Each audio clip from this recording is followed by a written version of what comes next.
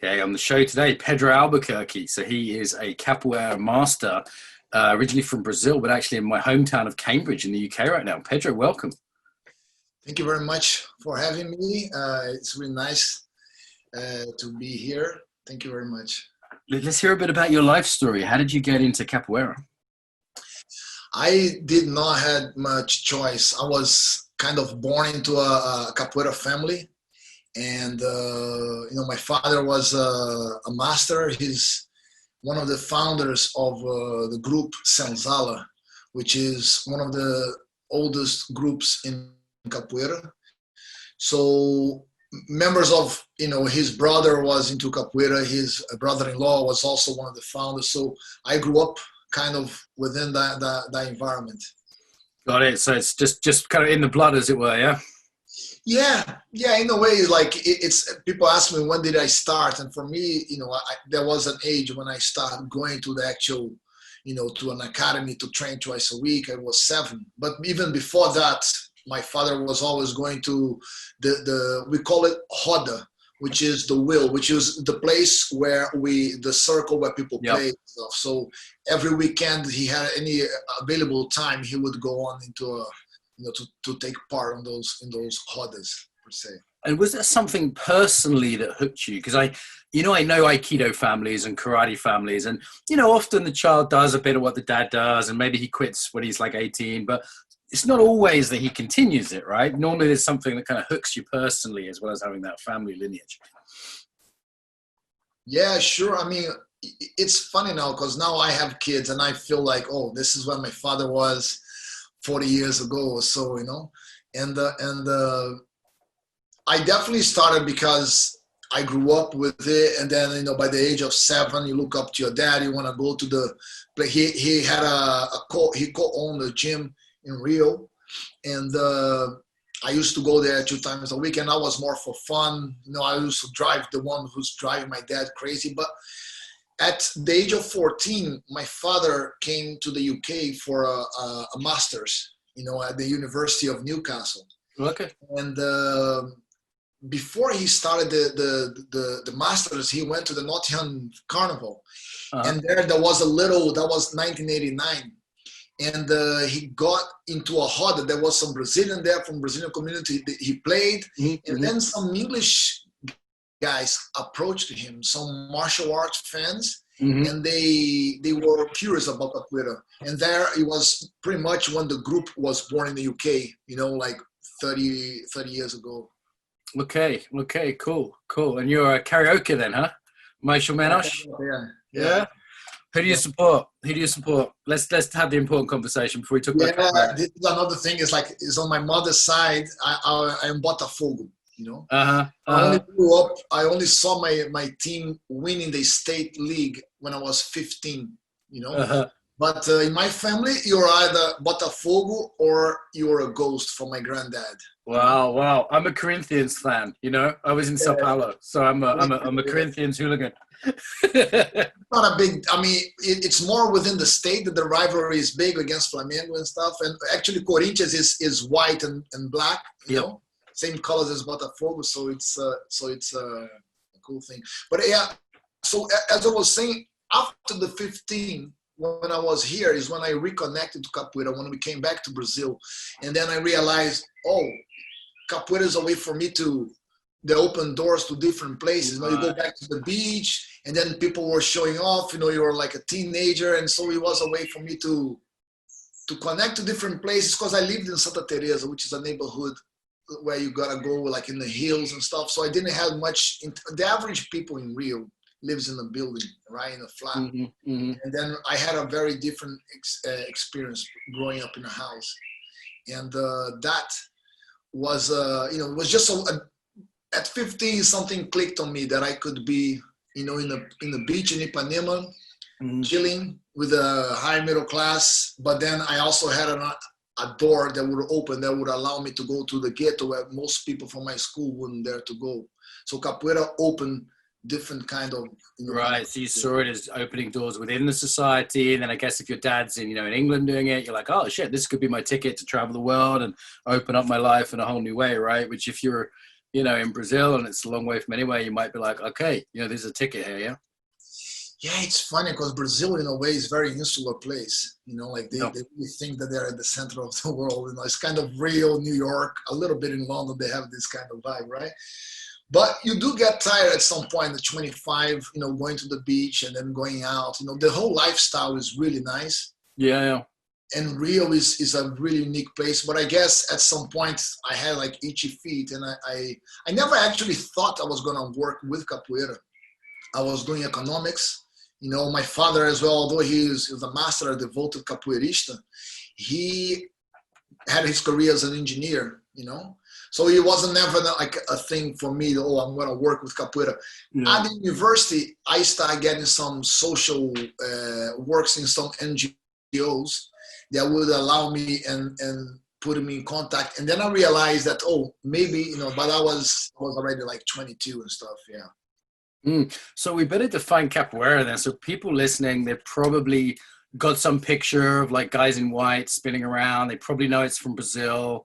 They might not know that much about it though. So when people say, hey, actually, first question, when you meet people in the street or you're in Cambridge in a bar and someone says, what do? You say a capoeira teacher. What do they say? Do they know what that is? Or do they have like a stereotype? What do they?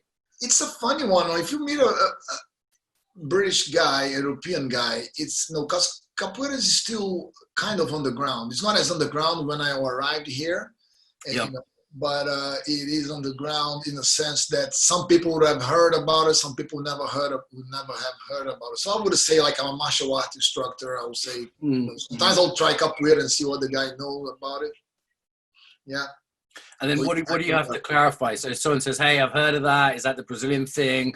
Like, what would be like your sentence? How would you describe the basic of it? I just like, normally I like to say that capoeira is like a conversation of movements. Yeah. It has elements of martial arts, of acrobatics, of music, or even theater, but it's a game. And, in a way, it's like a conversation. You can have conversations and you can try to make a point. It's like learn a new language. So you learn like attack moves, defense moves, movements to move around, either standing up or on the floor. And in the game, the idea is kind of a paradox, because it's not a martial art in the sense that you are there for a full out combat, but you are there to get the other one. And at the same time, you need the other one to have a certain dialogue of movement, so the game can actually grow within those, combination of movements. So it has to be a give and take kind of thing. You are after each other in the game, but at the same time, there is a tacit understanding that you need your partner for the game to get better. It's an interesting kind of knife edge or fine line that capoeira is on. Is it a martial art? Is it a dance? Is it theater? Like, even the language you use is very different from any other martial arts. You talk about playing a lot, this idea of playfulness, or there's a musical instrument. I was doing martial arts at university, and this was the late 90s, and capoeira was just coming to the UK. It was in some like cool mobile phone advert, maybe, guys on the roof in London, and it was like super cool. It was like kind of cool and trendy. Exactly, when I arrived in the UK, and the advert on BBC really helped me to describe people in Scotland when I moved first. Okay, because they say, and it was like cool, and it was like something that people didn't quite know what it was, and then I saw the guys doing it in the sports center, and I heard it was a martial art, and they were dressed kind of like Asian martial arts guys, all in white, and I was like, okay, they look like martial arts guys, but their attitude was different. They were like leaning on the walls and joking and laughing, and then they started playing a musical instrument, the berimbau, and I was like, I was like, what the fuck, man? It's a martial art and they're playing music? This was like, and they're all standing in a circle. I was used to like Japanese martial arts where they're lined up in rows, and I went, whatever this is, it's from a very different place than the other martial arts that I've heard of, Yeah, I mean, because look at Brazil, right? Like Brazil is, if you compare Brazil and the Eastern civilization culture, I couldn't imagine something that's further apart from Brazil. So it's quite different. So there was like, and everything in capoeira is quite recent. Capoeira was starting being taught formally less than 100 years ago. And recently, in the 60s, our group was the one that actually introduced this idea of the white trousers, the cord, and then was a start like from at the time as well, the military dictatorship in Brazil, which had a push towards nationalistic, sports and incentivize the culture. So it was a combination. Okay, we're gonna make it this proper, because also capoeira comes from the Afro-Brazilian community in Brazil. Right. So the history is that it's coming from Africans who have come over as slaves. Is that right? And they kind of had to hide what they were doing. And it was pretty street back in the day. It wasn't this nice peace and love middle class thing right back in the day, right? Well, yeah. This is the transition that capoeira made, because you see, like, this also involves some of the myths about capoeira. Because the myth that you learn about capoeira is that, it's a martial art disguised in a dance. And the story goes that, back in the plantations, the people who were enslaved, the Africans, they were not allowed to practice martial art for obvious reasons, but they could do their home dances. And then the home dances, they would get ready for the fight. When the moment would rise, they would fight and break out, But the actual truth, or at least the historical evidence that we have, is that capoeira is much more urban environment than a rural environment, right? For example, like mid-1850s in Rio, 35% of the population were domestic slaves. Domestic slaves, they had a certain freedom of moving around. They would go and do the shopping, that kind of thing. So allow them to go around. While in the plantation, there was, it was a much more brutal reality, like 7 years average lifespan of a slave working in forced labor, and there was no freedom of movement. You would go from the senzala, which is the name of our group, which means the slave house, to the plantation, and then back. So this is what the myths that was created about capoeira. But actually, capoeira came from the hustlers, right? Like people who would either runaway slaves, because also there were communities of runaway slaves near the cities in Rio and all the other cities, which that relationship varied a little bit. Sometimes we were bringing it down more, but basically because of the freedom of movement, eventually they became like a kind of a mob that would be used for political reasons. So like politicians of opposite parties, we use them as muscle to either go to their opponents, to break strikes, that kind of thing. So because it was a rough kind of fight, it was always outlawed. And Brazil also has a history of chasing and repressing the Afro religion, all the cultural, which we like to call in Brazil the mongrel syndrome that we have, until it's recognized abroad and it's seen as a cultural thing. And then now Brazil absorbed the samba, the capoeira, and that was the transition that it had made. So it came from something that had no music, just like drums and fight, to something that gradually adapt to the local, there were different types of capoeira, but the roughest ones kind of died away, and the only one that we have today is the one that fulfills a social, role within the whole idea of the game, like develop this idea of game. We'll come back to that social thing in a bit, I think, as well. And technically, it's very different from anything else as well, right? Like people doing like kicks from a one-handed handstands, and some of the movements, it's entirely foreign to someone who's trained in an Oriental martial art.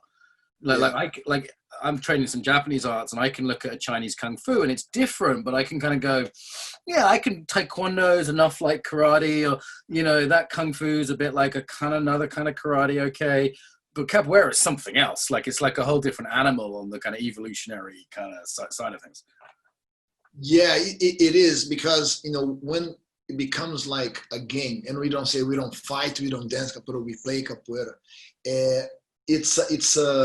There are some, so there are like the attack moves, there are the defense move, that is like moving in the space, that kind of is more like the dance side of it.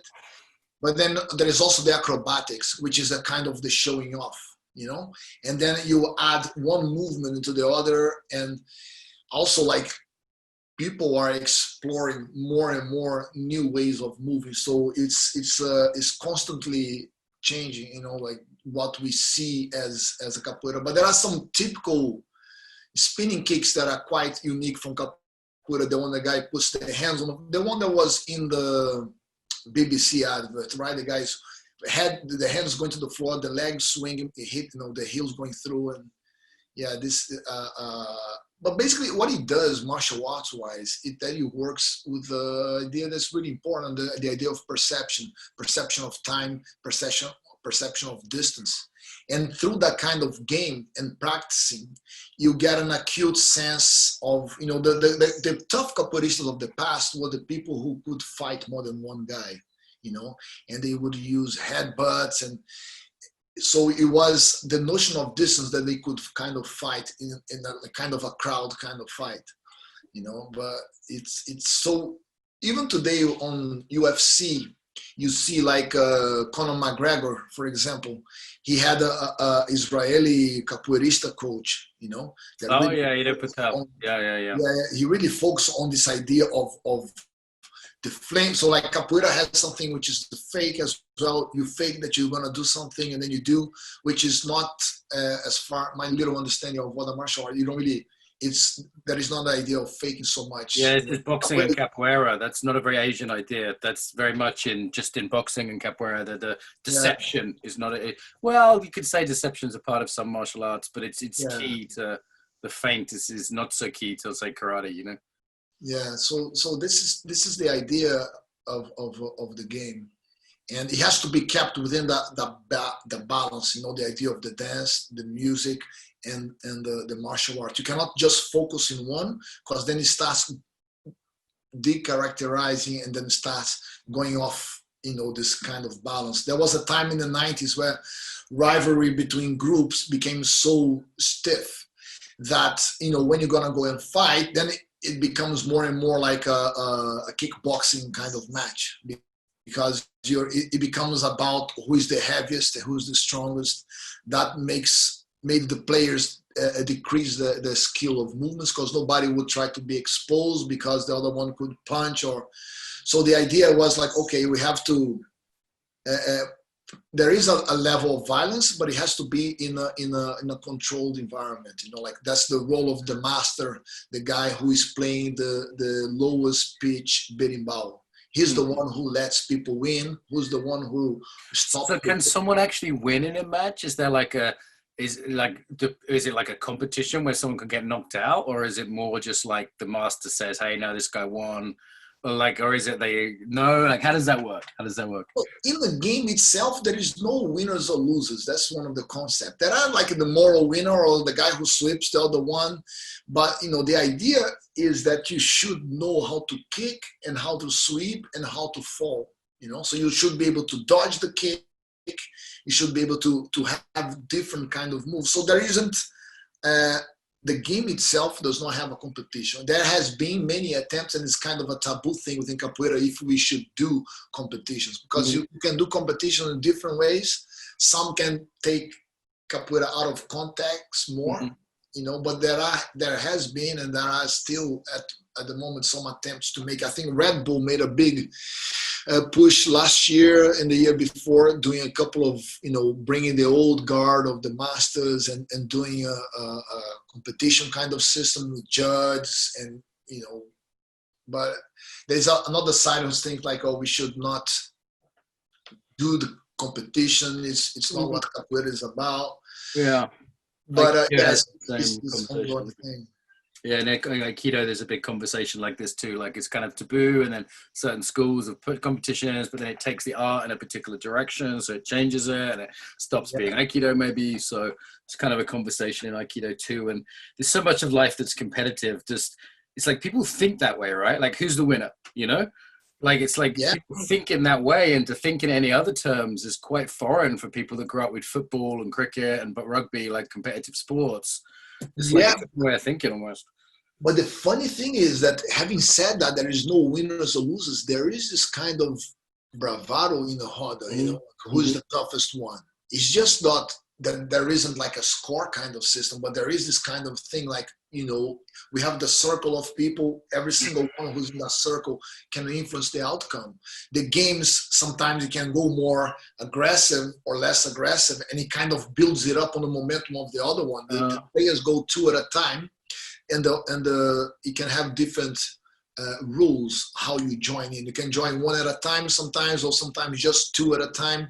There are also a variation among groups up to where would they let the violence goes until, like some groups like to think, once you are on the floor and you start wrestling, that's the moment you should stop, But there is that environment that Capoeira is a very wide universe with different groups from different places that apply different, So it's, as my students, I always like to tell them, look, if you go to Brazil one day and you are out and you see a roda, never jump in. Watch it first. You see what the vibe is. Is it some razor blades between the toes shit, or is it just like a bunch of nice university kids having a bit of exercise, right? Could be different environments. Yeah. Exactly. And the same can be said about here in Europe. Like there were some places in Switzerland that like the canton forbade capoeira for a number of years. Wow. Would be like some guys coming in the show and staying over, and then, like just having crazy fights by police. I heard stories of the police being scared of the actual capoeirista, because you can get people literally from any kind of background, and you have to understand that capoeira, the way of teaching and the whole science behind, is something it's not that long ago. It's not like karate that there is like a founder 200 years ago. It's something like quite recent, and it's something that I believe there's still a lot evolution to do, like the way that they train. I think overall lots of is still the same old, like go for a run, and so the way of training there was a lot of, put it like this, back in the day when I was young, you had to prove in a way that you wanted to be a capoeirista. While now, since I moved here to the UK 20 years ago, I try to make anybody, regardless of their skill, that they do a class and they understand a couple of sequences, So like the capoeira, the growth that it did, it really changed the way it's being taught as well.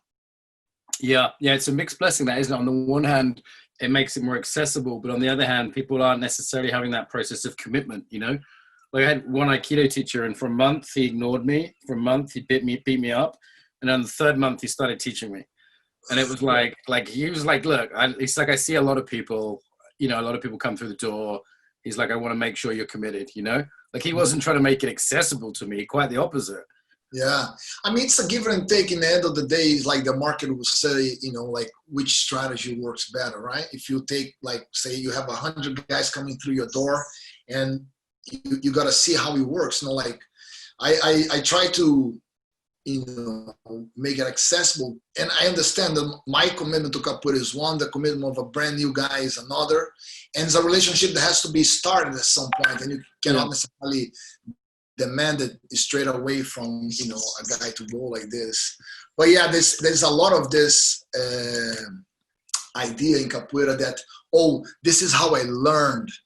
This is how I'm going to teach, which, I try to see, I try to keep an open mind, because there is a lot of people doing capoeira the relationship to capoeira was really different, So like people now from Europe, from United States, from Japan are teaching capoeira, and their relationship with capoeira is different. The way they think about capoeira is different. And in the end of the day is who's going to do better, who's going to have create the environment of, because it's more about creating bonds within the group. The idea, this identity of group is really something strong. The group is a big deal, huh? So this is another thing I saw that's different about capoeira. It's in a circle, and it had this tribal feel to it. Like in Japanese arts or Chinese arts, you tend to see a hierarchy, and there's a club, there's a dojo, but the group and the kind of quality of togetherness, as a psychologist,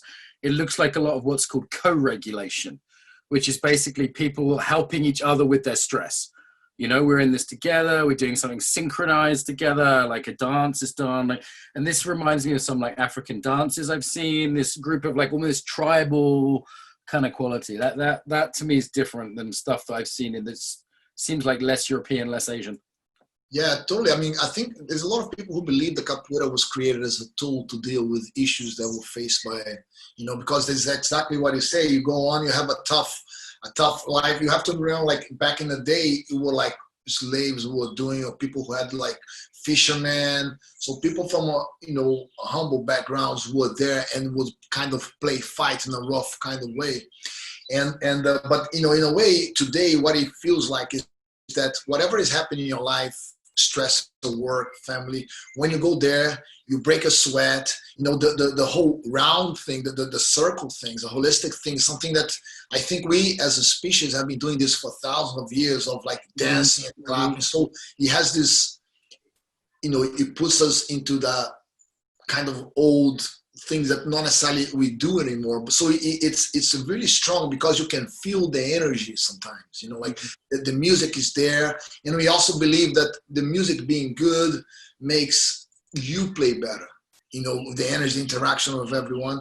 So you definitely like, sometimes I tell my guys, you know, sometimes you come in, you don't really want to go, you're tired, and you just go there, you break a sweat, in the end you play, and then by the end of the class you totally forgot that how you were feeling before the class going in. So it has this idea of re-energize people and to be able to cope with the everyday life. Yeah, it reminds me of sort of like, you know, I can imagine like a village, you know, ancestors all together in the village. And if you look at like pagan stuff from Europe, it's a bit like that, or Native American stuff, you know, where people are dancing around a fire maybe, and the elders are there, and then the young people are there. And or sometimes it's one thing I've seen in East Africa is like courtship rituals. All the young men are jumping up and down, and all the women are like cheering and, you know, going on. And it's like a whole thing. And all the old women are there, like gossiping and shouting. And it's like everyone's around in this little circle while this is going on. And and the kids are there, like learning what's happening and how they should behave and going, oh, I'm going to do that when I'm a teenager, you know? And there's like a whole kind of tribal thing. And I think we've really lost that. And it seems to hark back to that in some way. You know what I mean? Totally. I like to, you know, I've been, you know, thinking a lot about this the last years, and I like to think that capoeira in a way is like an antidote, you know.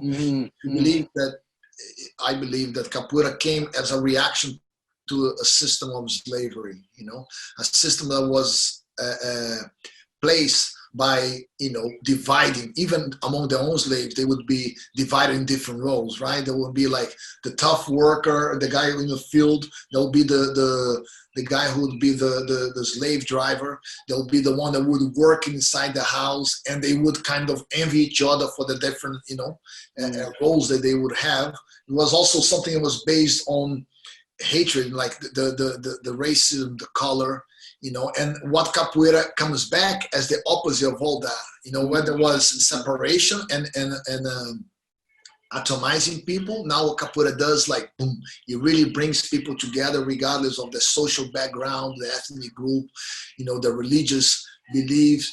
You know, it really creates this bond among people, which is like, you know, this kind of love, you know, kindness of like, oh, it's really cool. And, you know, like you just make a connection with guys. And for me to be able to have travel and see my culture being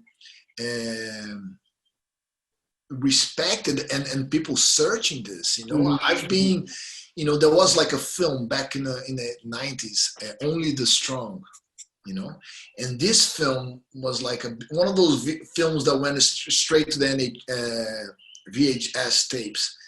But that film took capoeira worldwide. You know, that's the reason why I went to Indonesia. That's the reason why the people in Iran started doing capoeira, people in Mozambique. So he really put this he helped spread capoeira out, you know, and it's a film that kind of shows more or less how capoeira would work.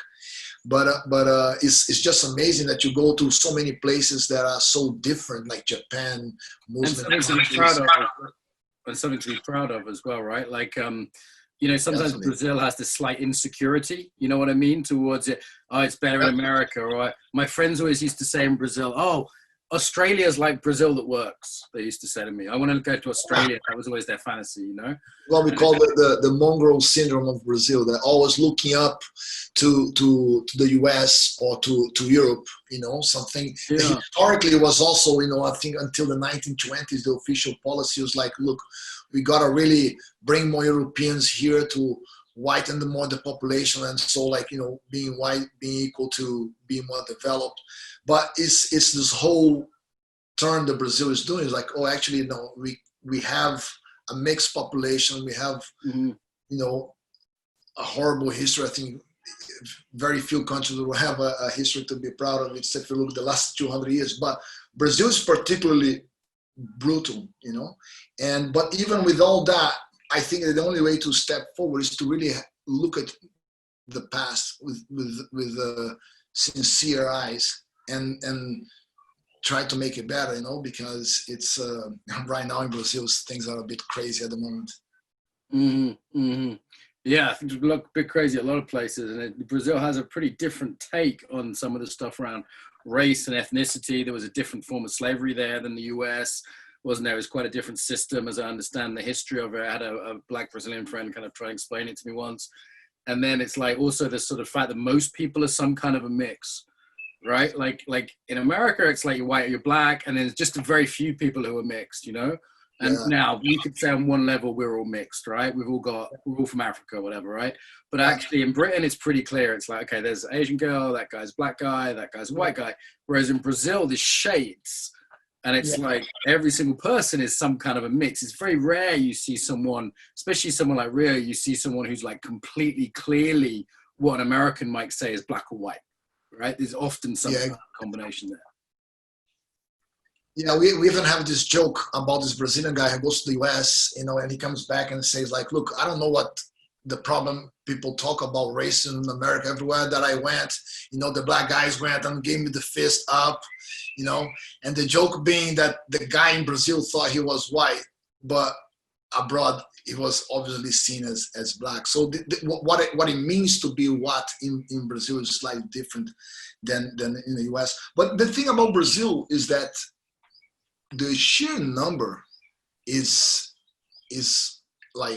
way beyond any, like, for example, to have an idea, the amount of Africans that were brought to Brazil was just in Brazil was the same as the whole rest of the Americas, you know? So like of all slaves that came to the Americas, half of them went to Brazil, you know? And huge trauma there, right? I mean, like that trauma in the body that's there, you know, just from the voyage, on top of that, all the shit that happened to people. I mean, like, do you think that still plays out in some ways today? Do you think that's in people's embodiment in some ways? Like, there's a lot of people talking about it in the States, but I've never heard anyone in Brazil talk about this. It's coming out big time with the whole, you know, this combination of this perfect storm with like 1929 crisis together with the Spanish flu at the same time, and all this, things are really erupting in Brazil at the moment, because it has the history, like the own making of Brazil is like this idea of this really cool country with, so you get taught this history, but when you look a little bit deeper, it's much deeper. I mean, Brazil was the last country in the Americas to end slavery. Yeah. And also the way they end slavery was, it's a very good parallel to what they are trying to do nowadays. Right? Because the first thing that they did the law of the 60 years.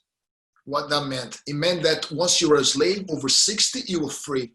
Okay.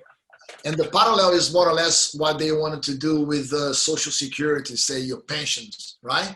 So they after you worked all your life, the slave owner had no more duty to that guy. He was basically on his own now. Okay, so you're 60, you can't work in the fields anymore. You're on your own. It doesn't say. You know, and I don't have to feed you anymore. You know, and then they did the same with the the law of the free at birth, because the first 7-10 years of that kid, you cannot really earn from it, so you have to feed him. And then what it said, like, okay, so they freed the over 60s, Then they free those who at birth, which basically make the slave have to fend for their own, siblings, instead of the slave master being, and then only eventually that they I think, was the last country in Americas to have the thing done. And then, they were just left to be. There was never been any housing, system. So if you look at Brazil, even the people who fought in wars, they were not, looked after. That's why the favelas, the ghettos, comes from, the end of Brazil as an empire and the beginning of Brazil as a republic. That's the first, like, when people start moving to the cities and going to the hills and have their own shacks, put it together, it's better, but it feels good to get another perspective. Often I hear, British perspective I hear, American perspective everybody bloody hears, and it's like, I've got a bit of Japanese perspective, but somehow like South America gets missed out somehow. You know what I mean? Like it's not, people don't know what it's like to be Chilean or Argentinian or Brazilian. You know what I mean? And if it gets that perspective, it's not really, it doesn't quite fit in most people's narrative somehow. It's a little bit like ignored somehow. And the same in embodiment world, it's difficult to get South American instructors for the conference, and we have to kind of really go looking, and then there's the language barrier there, and there's even a language barrier within South America, right, between Portuguese and Spanish. So it's listen, back to Capoeira here then. So why do most people do it today? Like, why today does your average guy or gal in Cambridge who's not living in the favelas, who's, maybe not trying to heal some history of trauma, like, what do they get from it? What's their reason for doing it? I think it's just that kind of feel good, kind of belonging to a thing. You go in, you learn the first moves, and in the beginning it's very intimidating and hard, right? Circle, everybody seems like they know what you're doing, and then it's like, oh, okay, basically you do a cartwheel, you do a round kick. When the guy kicks, you squat, and you go on from that, and then we're gonna teach you a few more moves.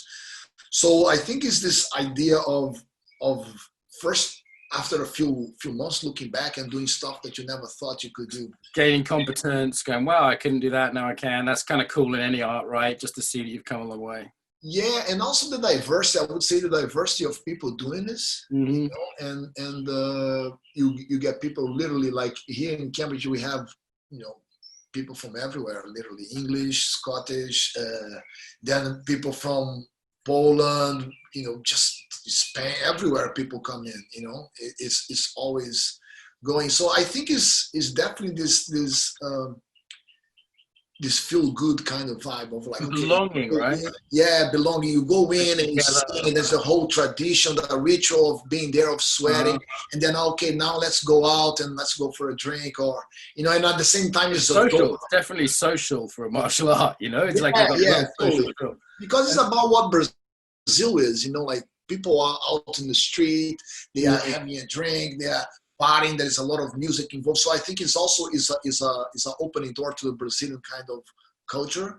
And normally when you are in a Brazilian capoeira class, you are with either directly into someone from Brazil that has a pretty different background from you. So there is also this, like it's a connection to another place, and then people, okay, let's go to Brazil and see how it is. Now, after a while, this is kind of what is expected from you, So I think that is this. I mean, also kids, capoeira has been done amazing for, like in Rio, every single private nursery has capoeira. We're talking about toddlers, how you introduce storytelling with the imagination and how you play that.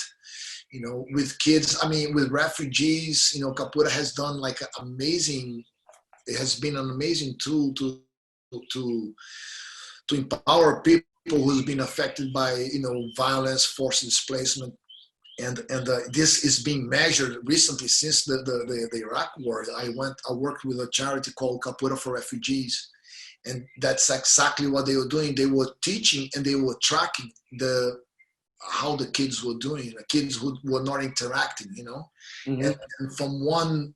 It takes that once they looked back 6 months and they realized that 83% of the kids were feeling better after doing capoeira, you know, and there's how a healing there, right? I mean, just that sense of belonging, sense of physiologically, sociologically, it's really psychologically, you can see there's a lot there that's going to be good for kids, whether they come from a nice, you know, good home in inverted commas, or they're coming from, you know, real trauma and real trouble. And given the history, I guess that kind of makes sense. And I just want to, you know, Charles Eisenstein we had on this show, who talked about what we've lost from our tribal heritage. He says, look, you can't even imagine what you've lost, because since industrialization, we're so, I can remember what it was like to grow up in a village where you knew everyone and there was community. And I don't want to idealize it, but there was definitely things there that I don't have today. And that was a pale comparison of what might have been there for my pagan Irish ancestors 1,000 years ago, you know? Yes. So I go, you know, that sense of what's lost and how that helps our resilience, you know, whether we're a computer programmer in Cambridge or a refugee kid, it feels like that's only going to be a healing thing. Yeah, it's been done a lot like this, a lot of social work, you know, because it's a connection. You know, when I was like in my early 20s, I started teaching in a ghetto near my house, and it was a rough place. Like at night, you would see armed drug dealers carrying like military grade weapons. But capoeira, I had a connection through the guy who was the People's Association, and I was teaching there, and it was I remember this. It was the first time that I felt like now I'm a citizen of my city. You know, like okay. But also for the kid, what he meant is this. I had another class somewhere else, and I would take them to another. I did this. I took kids from the favela to the business school, and it was so weird for everyone, because the kids are like, I've never been in a place like this. And the business people were like, we've never met favela kids who weren't like cleaning our car or trying to rob us or we were scared of. And I'd be on a date with some nice middle-class girl, and I'd tell her, oh yeah, I was hanging out in this neighborhood today and I got my hair cut there. And, you know, and she's like, you what? You went where? Exactly. Because I had a green light. I had a green card. You know, I could walk wherever I wanted and no one would touch me because I was teaching kids. But it was, this was not normal for most Brazilians to be. Because they grew in that, you know, like the house where I grew up in, it had a favela outside my window, right? And I would, in front of my window, you know, in my room, I had the TV, and behind I had the window. And what I saw on the TV never was the same what I saw out of the window. And then I realized, oh, there is a gap there. And if you look from outside, it looks surreal that you're going to have people from the same city that just don't interact. And next to each other. People don't realize that. It's not like another neighborhood. They're on top of each other, right there. Yeah, Rio is right there. You are besides one of the most expensive square meters in Ipanema Beach. 300, 400 meters from that, you have Favelas Cantagalo, which is, you know, it's a ghetto where at night there is drug dealing, there are heavy weapons around, you know, sometimes there is shooting between the police. So there is this music that says, Rio 40 graus, Rio 40 degrees, Cidade Maravilha, Purgatório da Beleza do Caos. Like the marvelous city and the purgatory of beauty and chaos. You know, that's like all in there, all together. And yeah, it's just crazy that some people don't really interact. Like some kids that never been to the beach, if they live like a few miles from the beach, they just never been there. So sometimes the capoeira is this vector that allows this interaction to happen, you know, and then some kind of the birth of a coherent, you know, a society starts to be formed when the guy from the ghetto and the guy what they call the asphalt, you know, down the hill can meet and can know about each other's reality and, you know, hopefully building up. But even in Cambridge, like, you know, the average Cambridge academic, how often do they talk to a East European who picks vegetables in the fields of Cambridgeshire? Like those guys are not fucking having a conversation normally, and they live, you know, next door to each other too, right? So it's not just Brazil. I mean, we've got our divisions here for sure. Yeah, divisions are more or less, if you look in hard enough, you're going to see, you know, moving from Edinburgh to Cambridge, I was actually a little bit shocked because I thought that Cambridge was like just bursting with culture, you know, like, because Edinburgh, there's a big culture of like NGOs that do like, there's like live music, there's 3, 4, 5, 6 different places that has live music. And when I arrived here, I realized that, yeah, there's a lot of like the brains of the world are here, but they're all in their colleges. Behind walls, man, that was painful for me as a kid. So I was from a fairly poor family, and I'd go to Cambridge as the nearest city, like 25 miles, and I'd go to college there, like high school there, because I was clever, so I used to go there.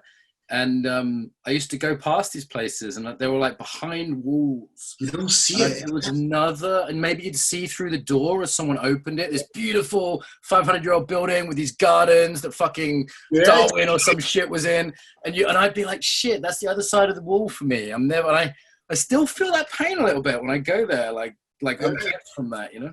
It is surreal because I recently started teaching at Newman College. Mm-hmm. It's a woman's only. Yeah, I was going to say, man, you're Brazilian in Newman College late at night with your reputation, Pedro. Why did they let you in? I have a professor. I have a student who is a professor at Cambridge University, and he got us a space there. But it's just amazing. Just the sheer size of the gardens. Amazing, it's so cool. Yeah, it's beautiful. Yeah, a couple of times I've been inside those kind of places. Yeah. I used to like have a thing where I was poor when I was a student. I used to kind of try and get in to get free meals because they have these big banquets and shit.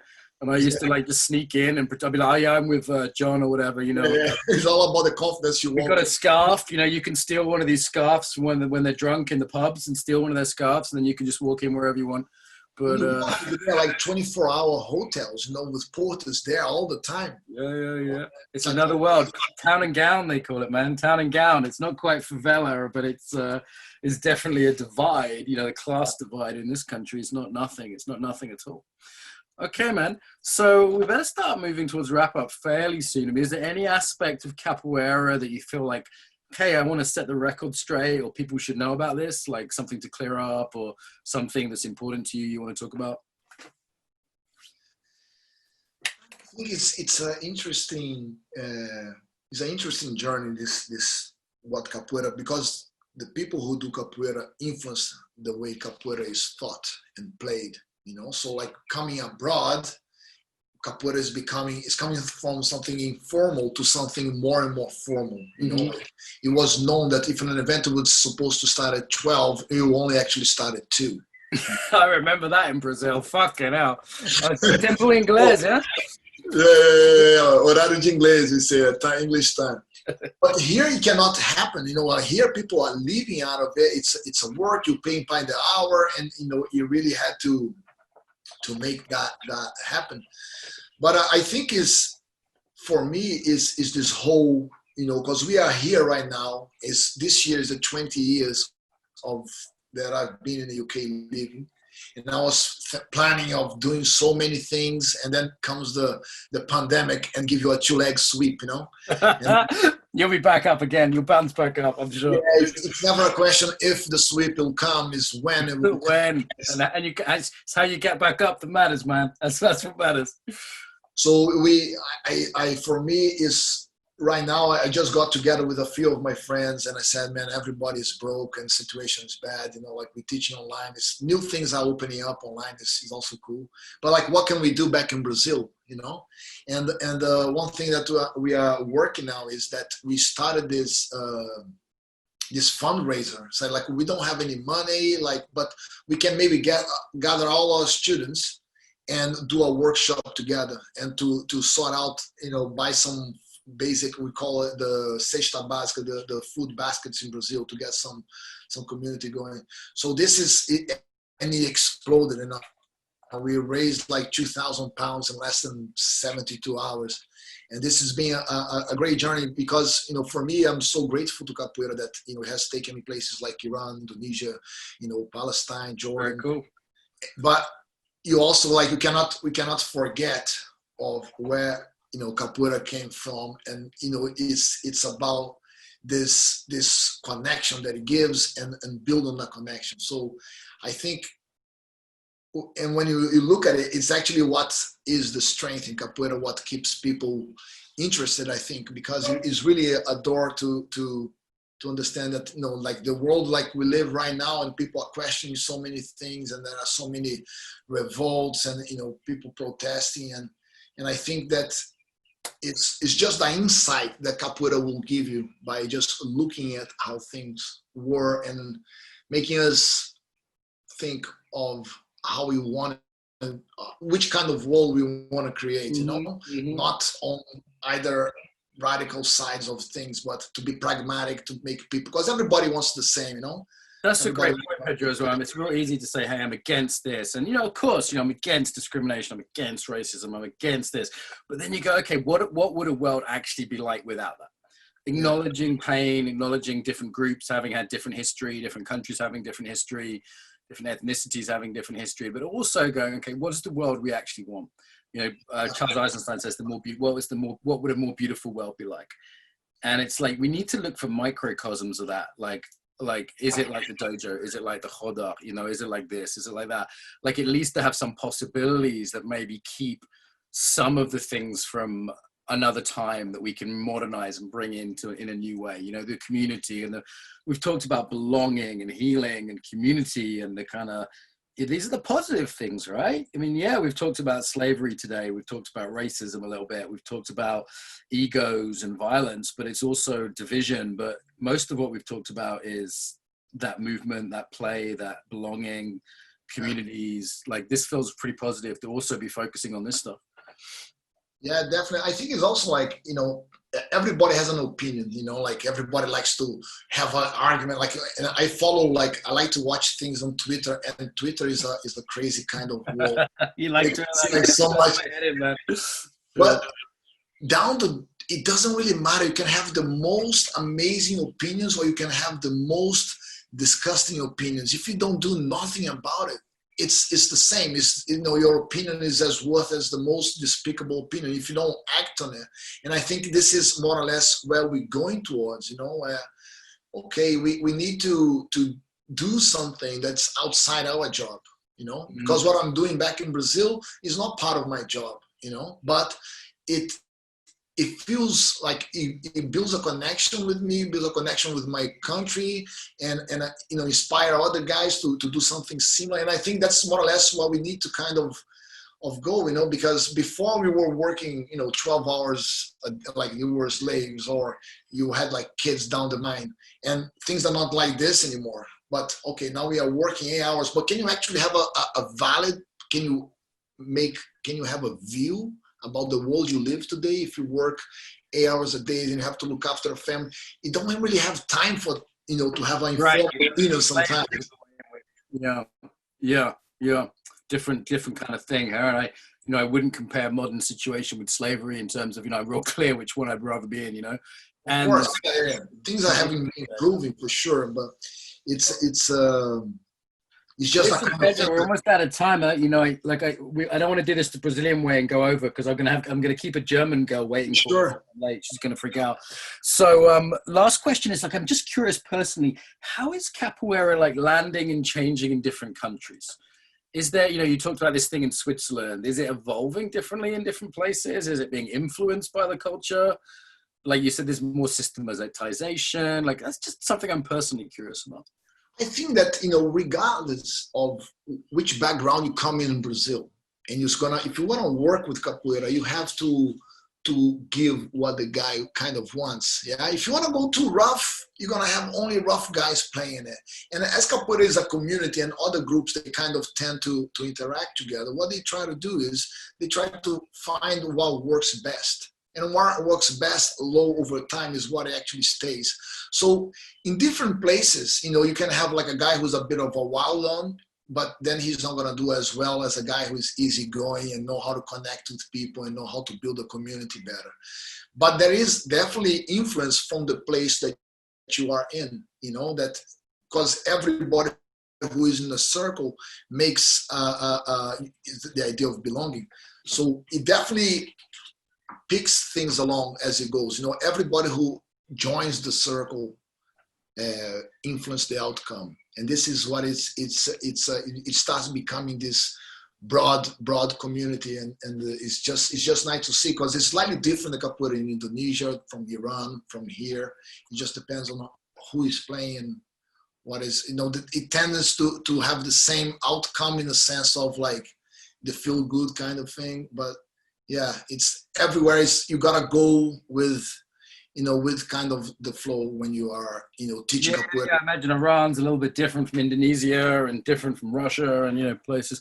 Listen, Pedro, I have to go, but this has been fun. So shoot me a number, and if I'm in Cambridge visiting family, I'll give you a call and we can break into some colleges and do some handstands and shit. It'll be fun.